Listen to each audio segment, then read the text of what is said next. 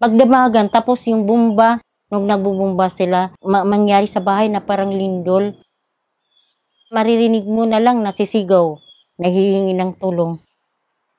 Paano ka matulungan na yung iba na hahanap ng paraan na paano makalabas?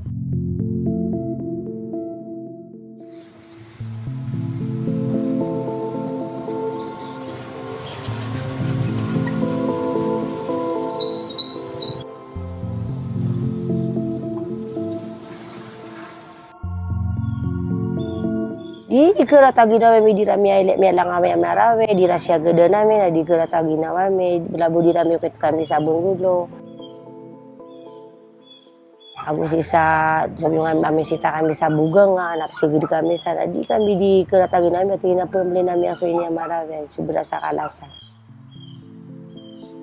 Di kami ron makayo kapag mamakayo nga meron na babayaran bumbu iya marawe. Kamisan maayon ka iniram pimu ba na marawe ka para makuha na marawe makuha military dodin ya totong dod na purutan na pesa timana sa dito na riora tamero. Nagugulat na kami na tumagal na hanggang ngayon. First time na pumasok kami nung May. Doon lang kami nag-umpisa doon sa bridge sa Mapande. Nung nakapasok kami, sira-sira na. Wala kang makikita na bahay na hindi sira. Nung nakapasok ako, parang masakit na masakit. Hindi lumuha ang ano ko pero yung dibdib ko parang iiyak pa rin. Nakita ko yung bahay ko, nawalan na anuhan ng bomba. Kahit isa, wala akong nakuha doon. May babalik ba yung nawala sa Marawi?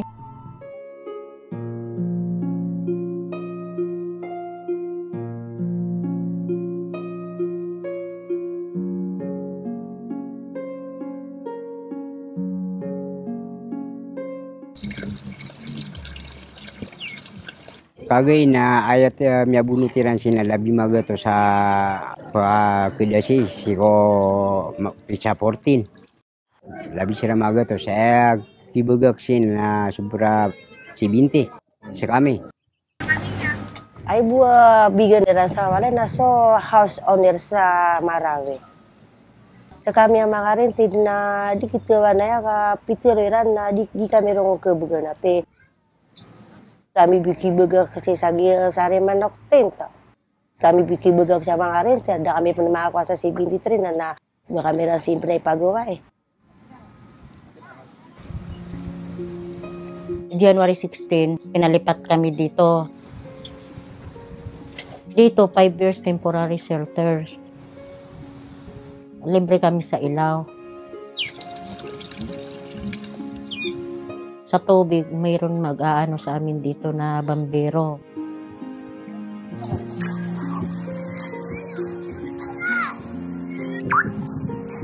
Tapos yung transportation doon kami nahihirapan. Kasi 100 ang transportation. Tapos kung mayroon kang pera na 500, hindi sapat na ipamalingkin mo, di ba? At sa ngayon, wala na kami release. Paminsan-minsan lang kami makakatanggap.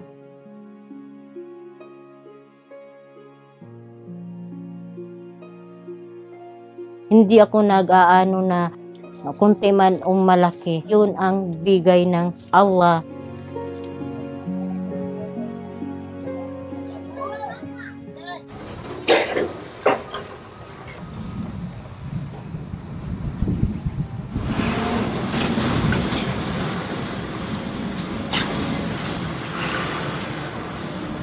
Yung may bahay at saka may lupa doon sa ground zero, may bahay na papatayuan sa kanila. Pero hindi ko alam kung makakabalik pa kami dyan sa ground zero o hindi. Sarah and Sanang are just a face of many Marawi people. Last year, Sanang is still in Lakeview temporary shelter. And for Sarah from Sarimanok 10, her and her family shifted to Gimba, another temporary shelter somewhere in Barangay Gimba, Marawi City. After the Marawi scenes, we saw thousands of displaced, homeless and jobless, and we saw the devastation of the siege. 5 years have passed. There's still many things that needs to be done. Number one issue is still on the livelihood opportunities. Second is the support for the government in terms of infrastructure. Those families who have lost their homes. We help families who are staying at the relocation sites. We do organizing and do data collections in those communities. And we do also help for the capacity building between the families and also for the LGUs and other partners who are willing to help. We have a solid team base in Marawi. We also have a strong partnership with the LGU and other agencies. Our government right now is still working with their best, trying to fix the issues, but it's still not enough for the people of Marawi because of the magnitude of the problem in Marawi. There's always a demand for everyone to contribute more, especially sustenance of funding. If we are granted, then we can do a lot more for them.